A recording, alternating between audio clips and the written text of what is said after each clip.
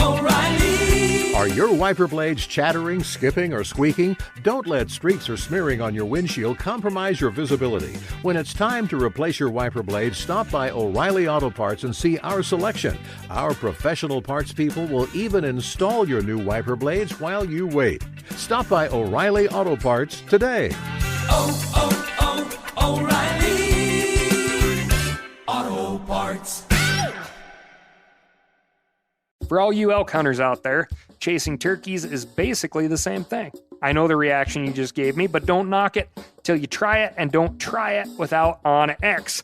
The Hunt app will not only help you find new areas on public ground, but I use it to find out landowner info to get permission on private ground that I see birds on as well. OnX Hunt has a special offer for you. Use code CAL to receive 20% off your membership at onxmaps.com/hunt and find more birds this spring. Hey, I just sat down with the owners and operators of Maui Nui Venison. They're on a mission to balance axis deer populations on Maui while giving back to the community and run a totally sustainable operation. For folks like me who want to get your own meat but aren't always successful, you can become a snack subscriber, get some axis deer sticks sent right to your door. Visit MauiNuiVenison.com. That's MAUINUI. Venison.com and use promo code CAL for 20% off your first order.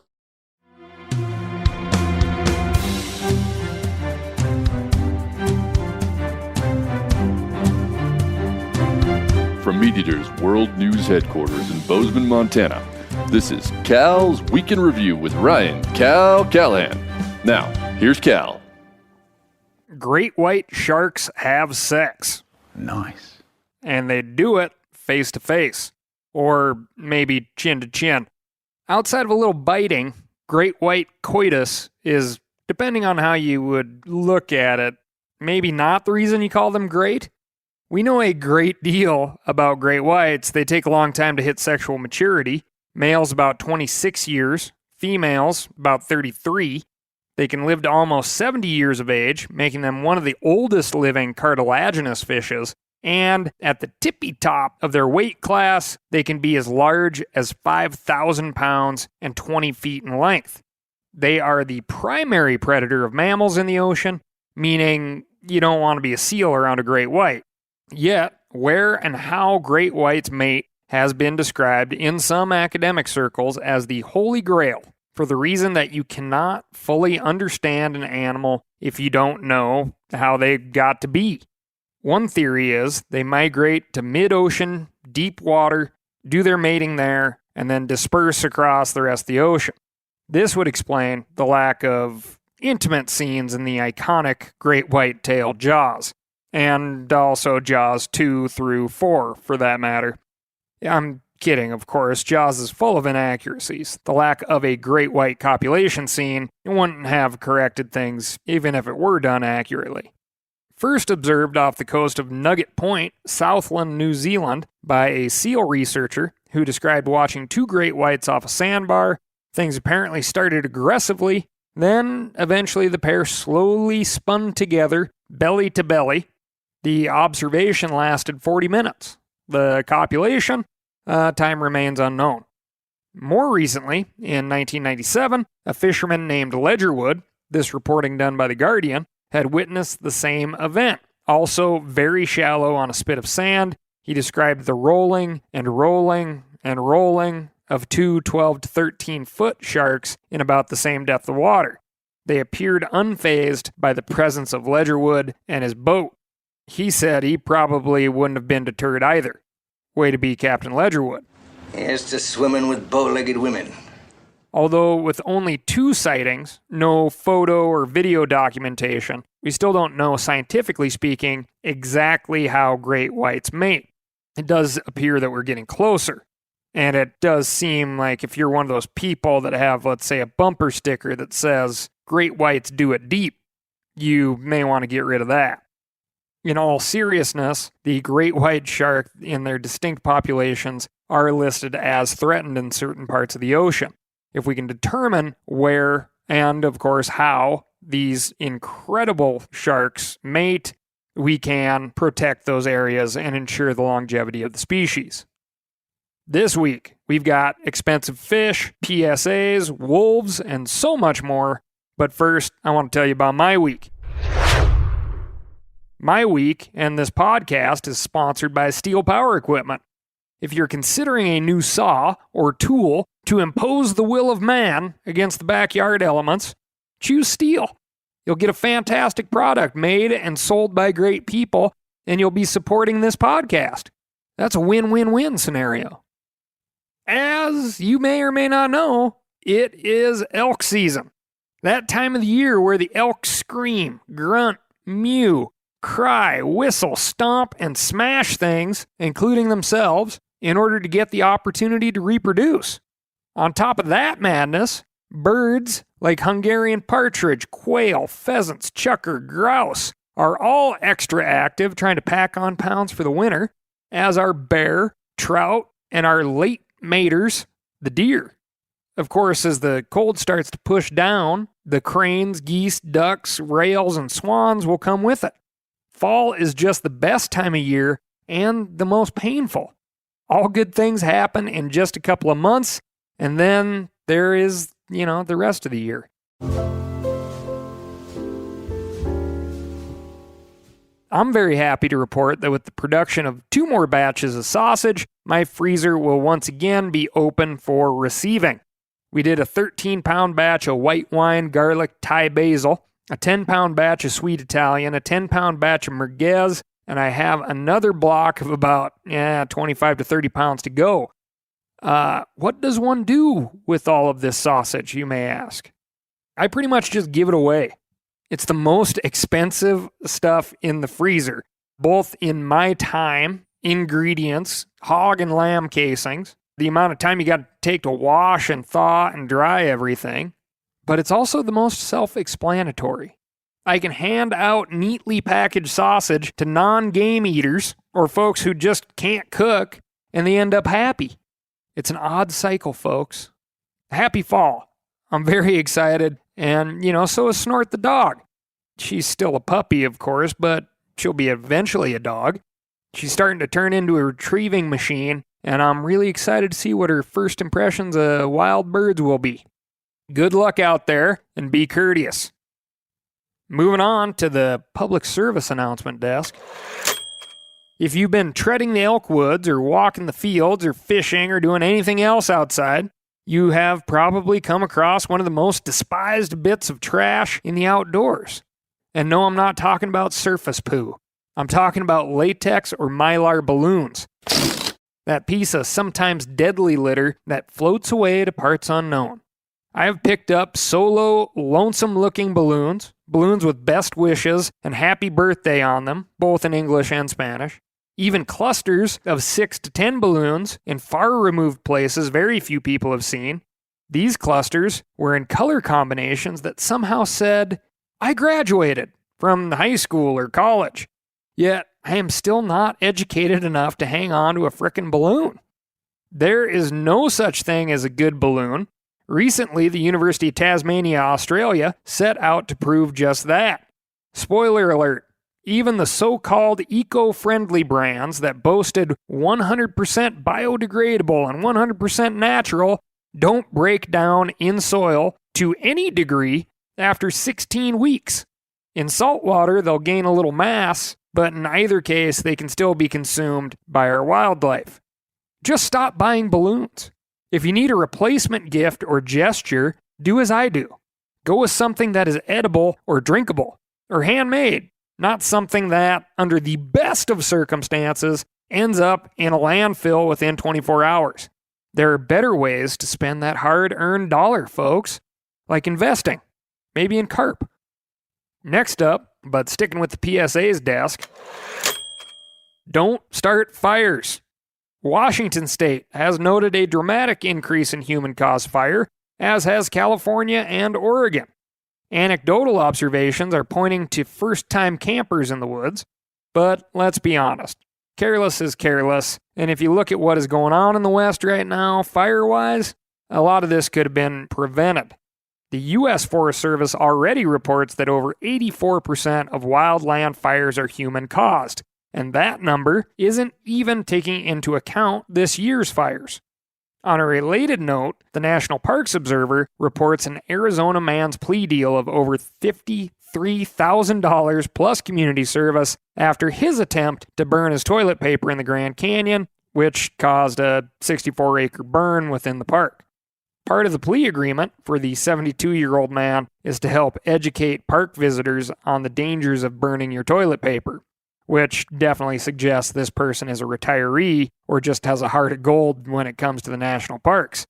I know the desert landscape is delicate, but I would suggest a lighter sentence if the poopatrator here is actually willing to do this.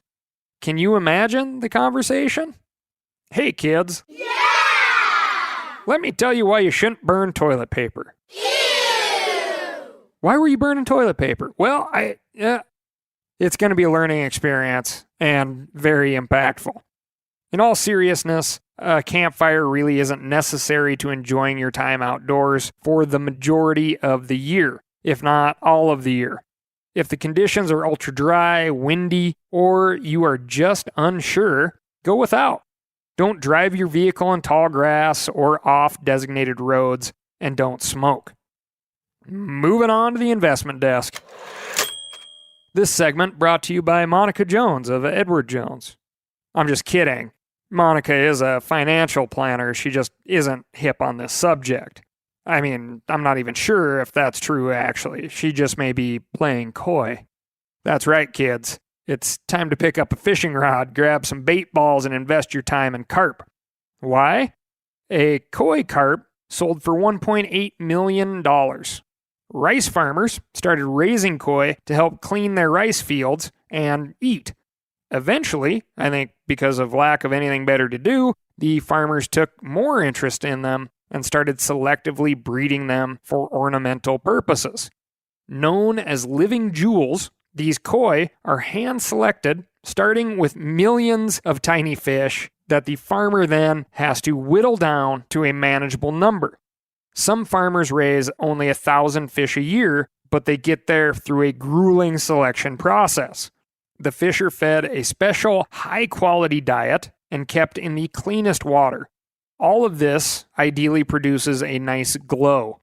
Even distribution of spots and colors, red and white, are particularly sought after, as well as a nice shape. Breeders keep meticulous track of their lineages, making koi breeding extremely similar to dog breeding. For instance, there are 200 registered dog breeds and 170 koi breeds. Maybe this is something I'll look into when a koi can bring a bird back.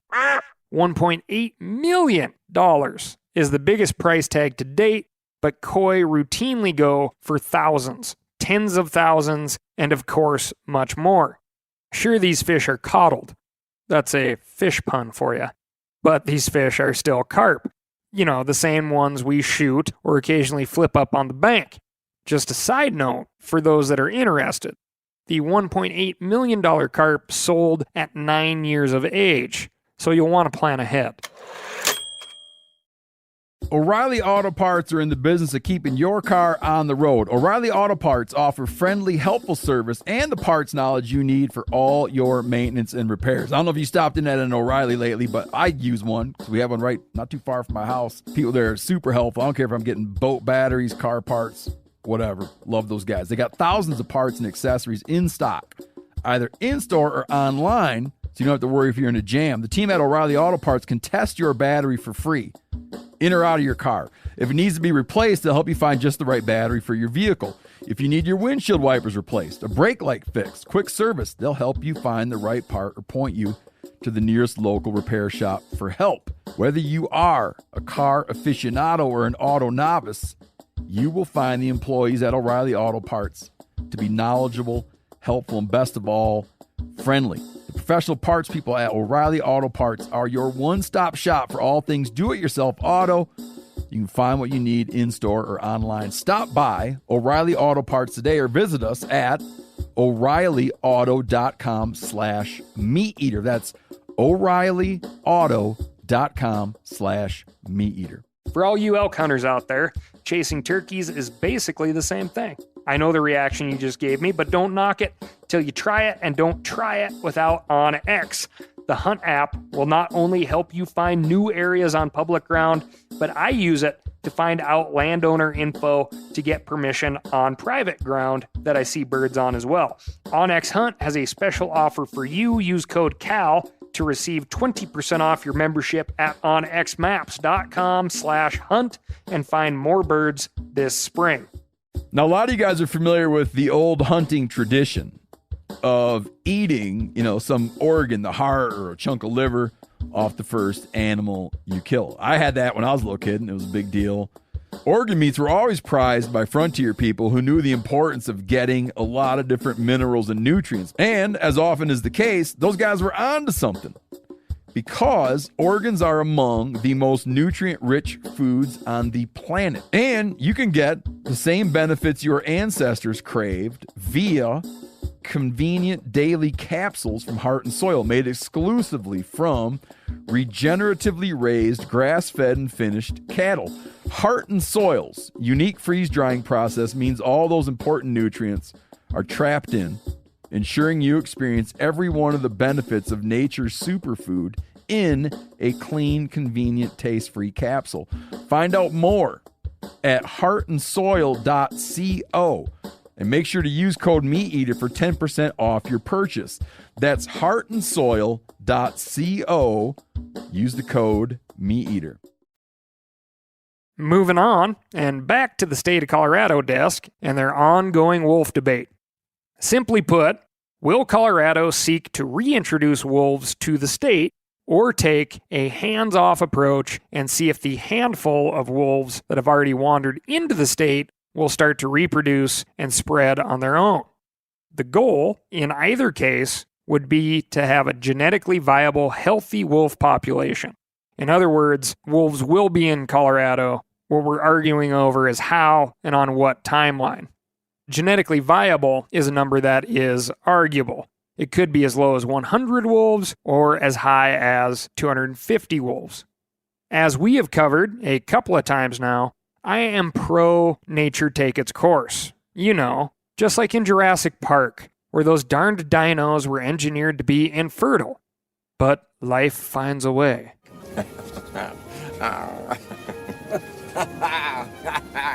Mike Phillips is a consultant for the Rocky Mountain Wolf Action Fund and the Rocky Mountain Wolf Project, both pro-reintroduction.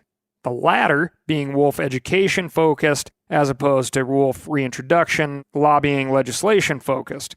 Mike has a long list of bona fides. He's a biologist who has worked on wolves and reintroductions of wolves for some 40 years. He is pro-reintroduction, and his name is mentioned in almost every article on this subject, so I reached out to him to ask, how can we reintroduce something that is already there? And what the heck is the benefit to reintroducing wolves, which is a subject that can get you in a fight in all sorts of ways along the Rocky Mountains? Question 1. What is a population according to the Federal Endangered Species Act? Which, if you've been paying attention, the Trump administration has asked to delist the gray wolf in the lower 48. The gray wolf has been above its population objective for years now and is currently delisted in Montana, Wyoming, and Idaho. Section 10J of the Endangered Species Act allows for reintroduction of a species only when the species in question does not have 2 or more reproducing populations for a period of 2 years, which Colorado officially does not. The current pack, located in Colorado, isn't even officially a pack. A wolf pup survey is going to take place this spring to see if pups are present. If they are, and my gut says there will be, that is only one population. The other factor to consider in Section 10J of the Endangered Species Act, and I found this interesting, so pay attention, is that the reintroduced species needs to be geographically disconnected from members of the species already within the state. The reason for this is, and obviously Colorado is our example here, the current wolves living in Colorado are protected by both state and federal Endangered Species Act. Reintroduced wolves would be managed by the state, keeping these two populations separate would allow for separate management plans. Which more or less brings us to question 2. How could this be a good thing?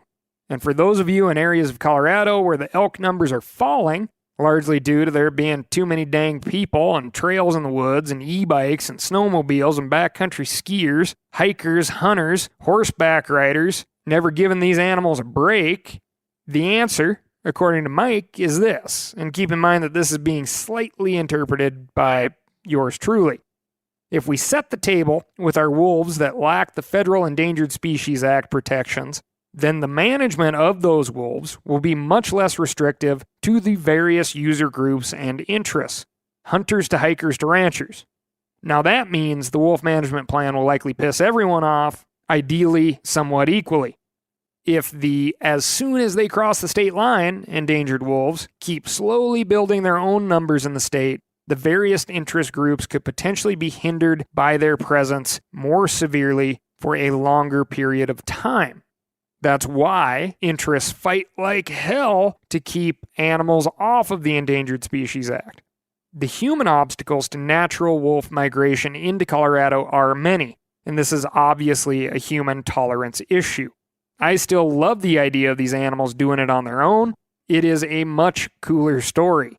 I also think of how we treat our animals in accordance with their labels: varmint, fur bearer, endangered, big game, small game, upland game. For instance, if you are a turkey hunter, pheasant hunter, quail hunter, rainbow trout, any sort of trout fisher, elk hunter, you can't really look anyone in the eye and say you are anti-reintroduction of a species. You do, however, have a say in how these animals get there. The vote to reintroduce wolves in Colorado is Proposition 114. Mike Phillips does admit that much like in Jurassic Park, life, if given enough space and time, will find a way. But in this case, and in his opinion, it would be 2 steps forward and 1 step back for a long frickin' time, pal. Next stop, the Florida desk. Remember when Teenage Mutant Turtles were just pizza-eating, sewer-dwelling superheroes? Now, biologists with the Florida Fish and Wildlife Conservation Commission are showing off their own near-mutant 100-pound male Sewanee alligator snapping turtle, caught with a hoop net trap in the New River north of Gainesville. There were actually 3 of these crazy-looking reptiles found, including a 46-pound female and another male weighing in at 64 pounds. Researchers estimate that the trio is anywhere from 40 to 80 years old. What do they look like? Well, if you're a Star Wars fan, I'd say Jabba the Hutt with a shell. These snappers, which were first discovered in 2014 and are now classified as endangered, sport scary-looking beak-like jaws, a thick spiked shell, and girthy tails. Folks have taken to calling them the dinosaur of the turtle world, which makes sense because they'd be at home in your local natural history museum next to the right fossils. Up until recently, it was believed there was only one species of the largest freshwater turtle in North America, but now researchers have another to study. Alligator snapping turtles aren't all looks, though. They hunt with a cool ambush technique. They sit motionless while presenting a bright pink vermiform appendage on the very tip of their tongue to draw in prey. The inside of their mouths are camouflaged, so before long, snap, and it's lights out. Their jaw power is impressive, easily snapping a broom handle, so you can imagine what would it do to your finger or toes. Despite that power, the worry with the Sewanee breed is that the New River, which comprises the bulk of their limited habitat, is a blackwater stream with low biological productivity. Basically, we got big turtles in a small stream. Any major pollution event or further creep of habitat loss can do a number on them. Here's hoping that shining a spotlight on these incredibly cool critters will give them plenty of room to move slowly into the future. Next up, from the very seldom, I swear, visited adult film desk, who says the porn industry doesn't care about nature. I mean, who says that, really? Probably nobody, ever. But I've got no idea how to introduce a story about a scrotum frog in Lake Titicaca and a porn site that's raising money to save it. I'll pause here to let you make your own jokes before we move on.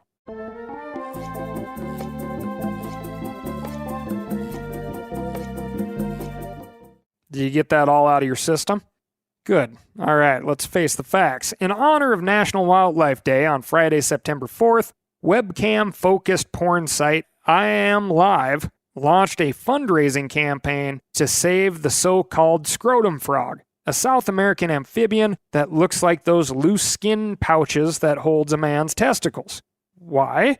Here at I Am Live, we care deeply about the environment and are totally excited about helping the preservation of wildlife, said Adrian Stoneman, I Am Live Vice President. We're asking our whole community to turn their attention to and help save a different type of scrotum, a majestic species that once swelled in numbers within Lake Titicaca before commercial industries initiated their demise. That's a quote. Sure, this is a silly publicity stunt, but it's also going to make some money to impact the recently endangered Telmotobius culeus, commonly known as the Titicaca water frog. The species is known for its large size and for the many folds and creases in its skin that make for an appropriate comparison to the testicular sac. The International Union for the Conservation of Nature recently reported an approximately 80 to 90% decline of the species from 1994 to 2004. Conservationists know that this frog is an indicator species, which means it is key to the Lake Titicaca region between Peru and Bolivia. You know, it lets you know if things are good or bad. The scrotum frog is essential to ecological health in the 3,200 square mile lake in the Andes.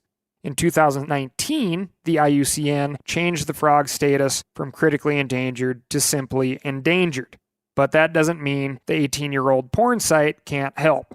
I Am Live hopes to raise money for the Denver Zoo, which is in the middle of a long fight to save these frogs. I know you're wondering how the porn site is going to raise the money. The site held a wild animal-themed digital party over Labor Day weekend and then gave 5% of the proceeds to the zoo. In the long list of things you can't make up about this story, the party included live chats with women and various animal outfits. They dubbed it, quote, scrotal recall. My work is done here. I'm moving on. Before I do, if you find errors in this story, sure. The fact of the matter is, research was limited by the fact that I only have a work computer. Nice. Moving on to a warm and fuzzy outro for this week's podcast.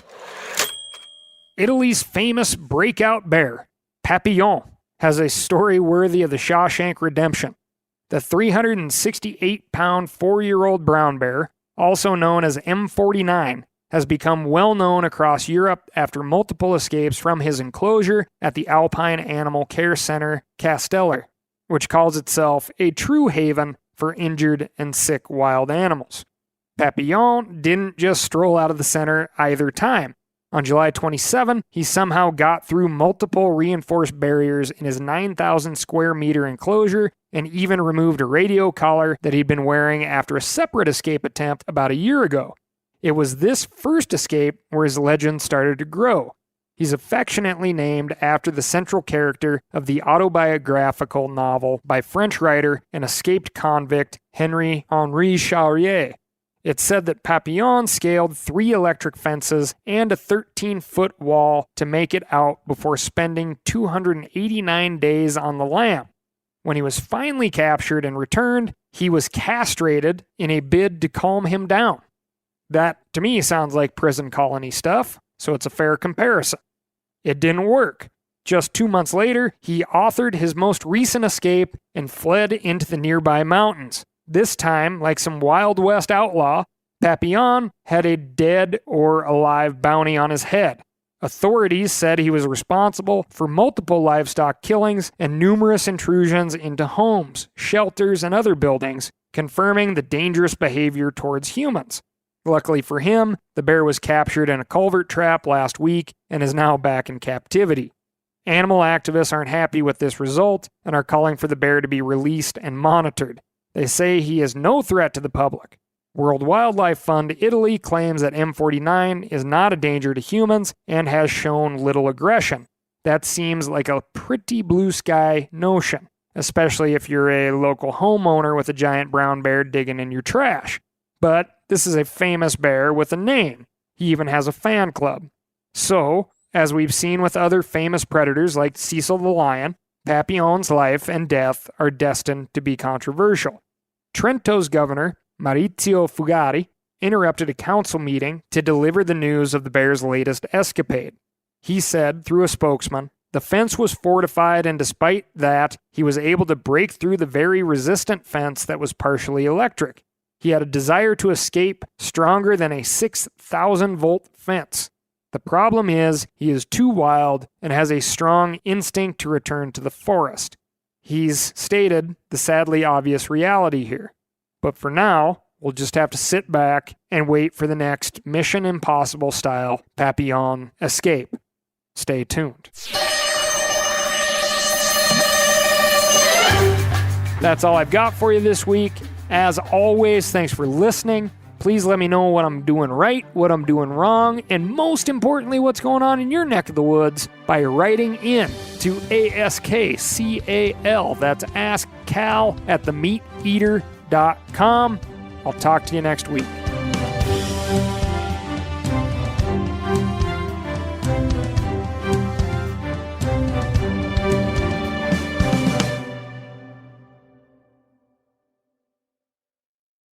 I'm sure a lot of you guys remember the old ceremonial hunting tradition of eating the heart out of the first animal you kill. Meat from those organs are among the most nutrient-rich foods on the planet.